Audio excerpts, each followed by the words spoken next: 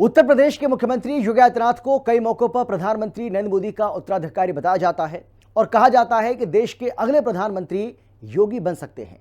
कुछ महीने पहले एक इंटरव्यू के दौरान सीएम योगी से जब इस बारे में सवाल किया गया, जब उनसे ये पूछा गया कि क्या वो खुद को बीजेपी में उत्तराधिकारी के रूप में देखते हैं, तब उन्होंने कहा था कि वो एक योगी हैं और योगी के रूप में काम करना ही पसंद करेंगे और काम कर भी रहे हैं। लेकिन कांग्रेस के अध्यक्ष मल्लिकार्जुन खड़गे के बयान के बाद फिर से ये सवाल उठने लगे हैं कि क्या मोदी के उत्तराधिकारी योगी ही हैं।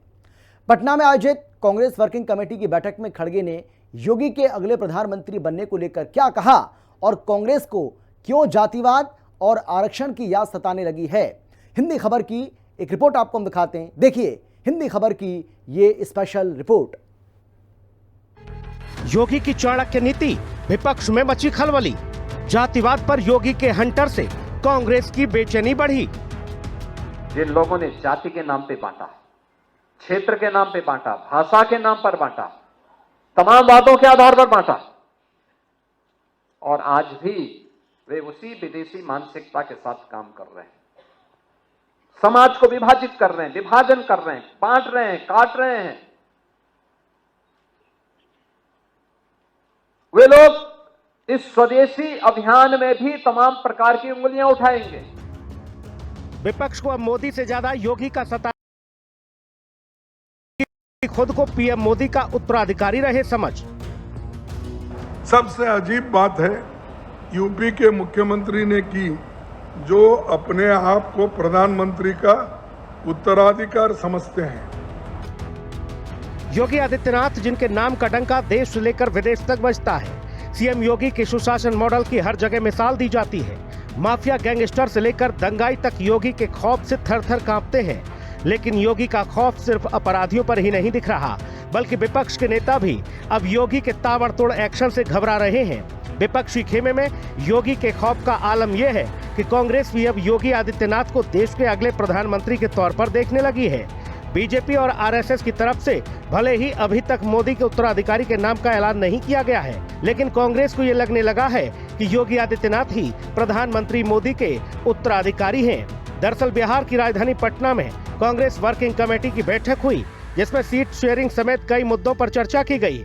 इस दौरान कांग्रेस अध्यक्ष मल्लिकार्जुन खड़गे ने मुख्यमंत्री योगी आदित्यनाथ को लेकर बड़ा बयान दिया और कहा कि यूपी के सीएम अपने आप को प्रधानमंत्री का उत्तराधिकारी समझते हैं। योगी ने पहले आरक्षण के विरोध में लेख लिखा था। योगी ने अब जातियों के नाम पर होने वाली रैलियों पर रोक लगा दी है। पटना के सदाकत आश्रम में हुई सीडब्ल्यूसी की मीटिंग के दौरान वोट चोरी के मुद्दे को प्रमुखता से उठाया गया। खड़गे ने कहा कि वोट चोरी का मतलब दलित, आदिवासी, पिछड़ा, अति पिछड़ा, अल्पसंख्यक, कमजोर और गरीब के राशन की चोरी है, पेंशन चोरी है, दवाई चोरी है, बच्चों की स्कॉलरशिप और परीक्षा की चोरी है। इसके बाद खड़गे ने नीतीश सरकार पर निशाना साधते हुए कहा कि नीतीश कुमार को बीजेपी ने मानसिक रूप से रिटायर कर दिया है और बीजेपी अब नीतीश को बोझ मानने लगी है। फिर कांग्रेस अध्यक्ष को अचानक से उत्तर प्रदेश के मुख्यमंत्री योगी आदित्यनाथ की याद आ गई और खड़गे ने कहा कि केंद्र की मोदी सरकार के साथ साथ यूपी समेत बाकी राज्यों में बीजेपी सरकारें भी धार्मिक ध्रुवीकरण और सांप्रदायिक भावनाओं को ज्वलंत रखने के मौके तलाशती रहती हैं, जिसमें सीएम योगी खुद को अगले प्रधानमंत्री के तौर पर पेश कर रहे हैं और अन्याय, अत्याचार के खिलाफ सड़क पर उतरने वालों को जेल में डालने की बात कर रहे हैं। सबसे अजीब बात है यूपी के मुख्यमंत्री ने की, जो अपने आप को प्रधानमंत्री का उत्तराधिकारी समझते हैं। उन्होंने पहले आरक्षण के विरोध में लेख लिखा, अब उन्होंने जातियों के नाम पर होने वाली रैलियों पर रोक लगा दी है। क्या प्रधानमंत्री जी देश को बताएंगे कि एक तरफ हम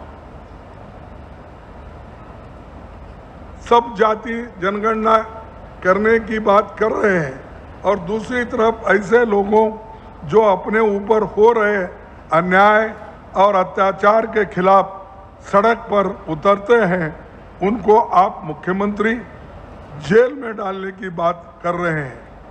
क्या ये सही है? क्या ये ठीक है?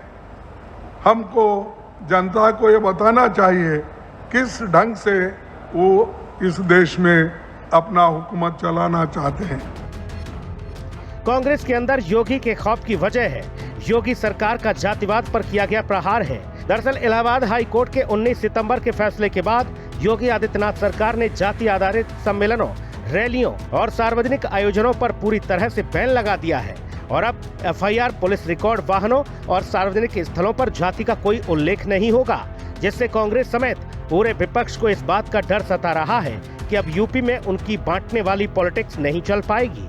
लखनऊ में आत्मनिर्भर भारत स्वदेशी संकल्प कार्यक्रम के दौरान सीएम योगी ने राजनीतिक विरोधियों का नाम लिए बिना कुछ समूहों पर समाज को बांटकर विदेशी मानसिकता को जारी रखने का आरोप लगाया। उन्होंने कहा कि कुछ लोगों ने हमें जाति, क्षेत्र और भाषा के नाम पर बांट दिया है। आज भी वो उसी विदेशी मानसिकता के साथ समाज को बांट रहे हैं। जिन लोगों ने जाति के नाम पे बांटा, क्षेत्र के नाम पे बांटा, भाषा के नाम पर बांटा, तमाम वादों के आधार पर बांटा, और आज भी वे उसी विदेशी मानसिकता के साथ काम कर रहे हैं। समाज को विभाजित कर रहे हैं, विभाजन कर रहे हैं, बांट रहे हैं, काट रहे हैं। वे लोग इस स्वदेशी अभियान में भी तमाम प्रकार की उंगलियां उठाएंगे। एक तरफ जहां साल 2014 से प्रधानमंत्री मोदी विपक्ष को कमजोर करने में जुटे हैं, वहीं अब योगी आदित्यनाथ राष्ट्रीय राजनीति के केंद्र में आकर विपक्ष के लिए बड़ी चुनौती पेश कर रहे हैं। देश के सबसे बड़े राज्य का सुशासन मॉडल बन चुके आदित्यनाथ की हिंदुत्व की छवि से पूरे देश में बीजेपी को पर पूरी तरह से लगाम लगी है, जो कि उत्तर प्रदेश के लिए बड़ी उपलब्धि है। योगी पहले सीएम हैं जिनके चेहरे पर दोबारा मजबूत सरकार बनी। योगी के काम और नाम पर जनता ने मोहर लगा के यह साबित किया कि उनका कोई विकल्प नहीं। सीएम योगी का साफ कहना है कि कांग्रेस और सपा ने मिलकर उत्तर प्रदेश को बीमारू राज्य बना दिया था, लेकिन उनकी सरकार ने यूपी को फिर से देश का ग्रोथ इंजन बना दिया है। और जिस तरह से मुख्यमंत्री योगी आदित्यनाथ सबका साथ, सबका विकास के मंत्र पर काम कर रहे हैं, साल 2027 में भी विपक्ष के लिए यूपी की राह आसान नहीं दिख रही है। जब नीतियां स्वयं के स्वार्थ को ध्यान में रख करके, वोट बैंक की चिंता करके और परिवार के हितों के संरक्षण करने के लिए जब बनाई जाती हैं, तो वो दुर्गति की तरफ ऐसे लेके जाती हैं जैसे उत्तर प्रदेश को लेके गए थे लोग, जहां नौजवान के सामने पहचान का संकट था, जहां बेटी और व्यापारी अपने आप को असुरक्षित पाते थे, जिस राज्य में पर्व और त्योहार के पहले उत्साह और उमंग तो कोसों दूर, हर व्यक्ति के चेहरे पर एक भय और दहशत का माहौल होता था, पता नहीं अब क्या होगा, तो उसके सामने पहचान का संकट आना ही था। आज आप देख रहे होंगे उत्तर प्रदेश, कहीं कोई दिक्कत नहीं, व्यक्ति आराम से अपनी श्रद्धा के अनुरूप जा रहा है, उसको पर्व और त्योहार मनाने की पूरी स्वतंत्रता है, सरकार वहां पे सुविधा उपलब्ध करवाती है। चाहे माफिया तंत्र का सर्वनाश हो, महिलाओं की सुरक्षा, योगी फैसले लेने और उस पर अमल करने की क्षमता रखते हैं। सीएम योगी का मैसेज क्लियर है, यूपी में न अपराध की जगह है और न ही अपराधियों की। यूपी में योगी सरकार बनने के बाद से लगातार प्रदेश की कानून व्यवस्था में सुधार आया है। सरकार की जीरो टॉलरेंस की नीति के कारण साल 2017 से राज्य में डकैती, लूट, दंगा, हत्या, अपहरण और बलात्कार जैसे जघन्य अपराधों में 85% तक की गिरावट दर्ज की गई है। साथ ही माफिया और गुंडागर्दी पर भी शिकंजा कसा है और यूपी अब विकास पथ पर तूफानी रफ्तार से आगे बढ़ रहा है। मुख्यमंत्री योगी आदित्यनाथ का कहना है कि उनके विकास की वजह से ही विपक्ष की बौखलाहट बढ़ी हुई है। ये समाजवादी पार्टी या कांग्रेस का जो इंडी गठबंधन है, ये इंडी गठबंधन एंटी इंडिया गठबंधन है, एंटी इंडिया गठबंधन है। ये भारत विरोधी गठबंधन है। ये भारत की आन बान और शान के साथ खिलवाड़ करने वाला गठबंधन है। भारत को अराजकता की भट्टी में झोंकने वाला गठबंधन है। कभी सपा अध्यक्ष अखिलेश यादव ये कहते नजर आते हैं कि दिल्ली का सबसे अच्छा रिप्लेसमेंट कोई कर सकता है तो योगी जी कर सकते हैं, तो कभी कांग्रेस अध्यक्ष मल्लिकार्जुन खड़गे बोल पड़ते हैं कि यूपी के मुख्यमंत्री योगी आदित्यनाथ खुद को प्रधानमंत्री का उत्तराधिकारी समझ रहे हैं, जिससे विपक्ष को इस बात का अंदेशा होने लगा है कि केंद्र की सत्ता में मोदी के बाद योगी आ सकते हैं। और राजनीतिक विश्लेषकों का भी यह मानना है।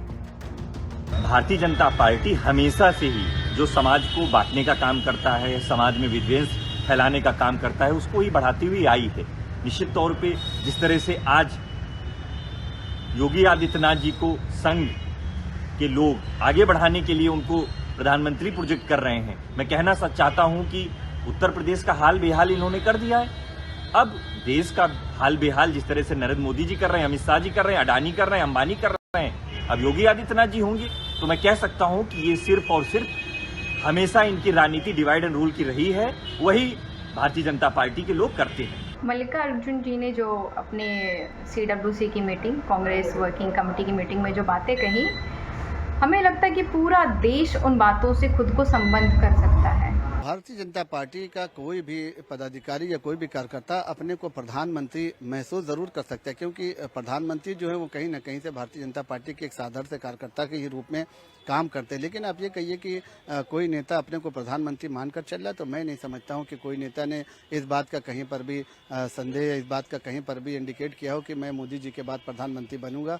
ये भारत की जनता तय करेगी, ये देश के 1 अरब 40 करोड़ जनता जो है वो तय करेगी कि देश का प्रधानमंत्री कौन होगा। जिस तरीके से तीसरी बार लगातार देश में प्रधानमंत्री का चयन हुआ और उसके बाद प्रधानमंत्री नरेंद्र मोदी जी को पहली प्राथमिकता और पहली प्रशंसा के रूप में उनको जो है मत देकर तीसरी बार प्रधानमंत्री बनाया गया है। आने वाले समय में हमारा संगठन तय करेगा और देश की जनता तय करेगी कि भारत का अगला प्रधानमंत्री कौन है। मुख्यमंत्री बनने के बाद योगी आदित्यनाथ के कामकाज ने जिस यूपी मॉडल को खड़ा किया, उसकी चर्चा अब उसी तरह होती है जैसे साल 2014 के पहले बीजेपी शासित राज्यों के मुख्यमंत्री और पार्टी के कार्यकर्ता नरेंद्र मोदी के गुजरात मॉडल का जिक्र करते थे। उत्तर प्रदेश में भारतीय जनता पार्टी को चुनाव दर चुनाव मिलने वाली कामयाबी की वजह से हर तरफ योगी आदित्यनाथ के यूपी मॉडल की बात हो रही है। योगी सरकार का बुलडोजर अब न सिर्फ यूपी में गरज रहा है, बल्कि देश के बाकी हिस्सों में भी बुलडोजर गरजने लगा है। वहीं योगी ने जिस तरह से माफिया गैंगस्टर का सफाया किया है, यूपी को दंगा मुक्त प्रदेश बनाया है, उससे भी योगी आदित्यनाथ आज की तारीख में दूसरे सभी नेताओं से आगे बताए जा रहे हैं। और पीएम मोदी की तरह ही सीएम योगी भी कांग्रेस और सपा जैसी विपक्षी पार्टियों पर हमलावर नजर आते हैं। पिछले महीने यूपी के एटा में एक जनसभा को संबोधित करते हुए सीएम योगी ने कहा था कि इस देश को पहले मुगलों और अंग्रेजों ने लूटा और जो कुछ बच गया था उसे कांग्रेस और समाजवादी पार्टी ने मिलकर तबाह कर दिया। पहले मुगलों ने लूटा, फिर अंग्रेजों ने तबाह किया और जो कुछ बचा रह गया था वह मुगलों और अंग्रेजों के बाद कांग्रेस ने और समाजवादी पार्टी ने तबाही का नया मंजर पैदा करके देश के सामने और प्रदेश के सामने पहचान का संकट खड़ा कर दिया था। विपक्ष की टेंशन इस बात को लेकर भी बढ़ी हुई है कि पहले सिर्फ मोदी नाम की चट्टान से ही टकराना पड़ता था, लेकिन अब योगी नाम का ऐसा विशालकाय पहाड़ भी उनके सामने आकर खड़ा हो गया है जिसे किसी भी हथियार से तोड़ा नहीं जा सकता।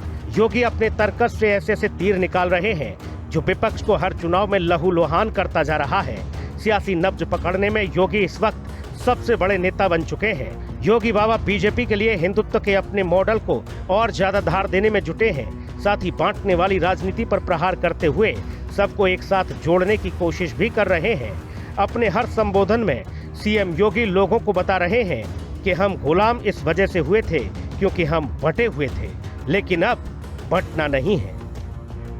यह देश गुलाम इसलिए हुआ क्योंकि हम आपस में बटे थे, जाति के नाम पर, क्षेत्र के नाम पर, भाषा के नाम पर, किसी भी प्रकार के भेदभाव को समाप्त करना,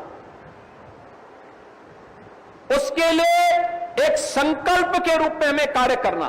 क्योंकि बांटने वाली ताकतें बड़े पैमाने पर, जो नहीं चाहते भारत मजबूत हो, वे लोग भारत को कमजोर करने के लिए हर प्रकार के षड्यंत्र करते हैं, हर प्रकार के नई नई युक्तियां भी निकालते हैं। सोशल मीडिया के प्लेटफॉर्म में, डिजिटल मीडिया के प्लेटफॉर्म में किस तरीके से सोसाइटी में भ्रम पैदा करने का प्रयास होता है, जाति को जाति से लड़ाने का प्रयास होता है। फेक अकाउंट बना करके कैसे एक दूसरे को गाली दे करके और गाली दिलवा करके फिर आपस में बांटने का कुत्सित प्रयास हो रहा है। 2017 में योगी के सीएम बनने के बाद 2019 के लोकसभा चुनाव में यूपी में एनडीए को 64 सीटें मिली। इसके बाद 2022 के विधानसभा चुनाव में बम्पर जीत के साथ योगी दूसरी बार सीएम बने। 2024 के लोकसभा चुनाव में बीजेपी को यूपी से थोड़ा झटका लगा, लेकिन पिछले साल यूपी के उपचुनाव में 10 में से 8 सीटें जीतकर योगी ने फिर से अपना दम दिखा दिया। कहा भी जाता है कि जहां तक यूपी का सवाल है, यहां नरेंद्र मोदी से भी ज्यादा योगी आदित्यनाथ का असर है और केंद्र की सत्ता हासिल करने के लिए सबसे ज्यादा सीट वाले उत्तर प्रदेश को जीतना सबसे ज्यादा जरूरी है। ये सारे समीकरण सीएम योगी के पक्ष में जाते हैं। साथ ही जिस तरह से सीएम योगी हिंदुत्व की हार्ड लाइन खींचते जा रहे हैं, सनातन विरोधियों पर करारा प्रहार करते हैं, उससे भी वो विपक्ष की बेचैनी बढ़ा रहे हैं। आज जब हर गरीब को पेयजल के लिए शुद्ध पानी उपलब्ध हो रहा है, हर खेत को पानी उपलब्ध किया जा रहा है, हर नौजवान के लिए रोजगार की सुविधा उपलब्ध करवाई जा रही है, हर गरीब को शासन की योजना में बिना भेदभाव के भागीदार बनाया जा रहा है, तो समाजवादी पार्टी और कांग्रेस को इससे सबसे ज्यादा पीड़ा हो रही है, क्योंकि इन्होंने अपने समय में कुछ नहीं किया और इसीलिए अभद्र भाषा का प्रयोग करके राजनीतिक मर्यादा को इन्होंने तार तार करने का काम किया है। सीएम योगी जीरो टॉलरेंस की नीति पर काम कर रहे हैं। योगी राज में जनता की हर समस्या का तुरंत समाधान किया जाता है। जनता को दुख दर्द देने वाले अपराधियों को जहन्नुम का रास्ता दिखाया जाता है और 2024 के लोकसभा योगी फुल एक्शन मोड में नजर आ रहे हैं। उसके क्या क्या दूरगामी परिणाम हो सकते हैं, ये भी जान लीजिए। इसका पहला परिणाम ये होगा कि यूपी में लॉ एंड ऑर्डर कायम होगा। दूसरा परिणाम ये कि जनता को भरोसा होगा योगी है तो सेफ है। तीसरा परिणाम होगा हिंदू वोटरों को एकजुट करने में शायद सीएम योगी कामयाब हो जाएं। यही वजह है कि जिस तरह से पिछले कुछ सालों के दौरान पूरा विपक्ष पीएम मोदी को टारगेट कर रहा था, अब कुछ उसी तरह से विपक्ष सीएम योगी को टारगेट कर रहा है। लेकिन योगी वो फायर हैं जिन्हें रोकना इस वक्त आसान नहीं दिख रहा और इसी तरह से योगी का जलवा कायम रहा तो फिर 27 में उन्हें जीत की हैट्रिक लगाने से कोई नहीं रोक पाएगा। हिंदी खबर की स्पेशल रिपोर्ट। और फिलहाल इतना ही। छोटे से ब्रेक के बाद फौरन लौटेंगे। आप देखते रहिए हिंदी खबर, क्योंकि हिंदी खबर पर खबरों का सिलसिला लगातार जारी है। जल्द लौट रहे हैं।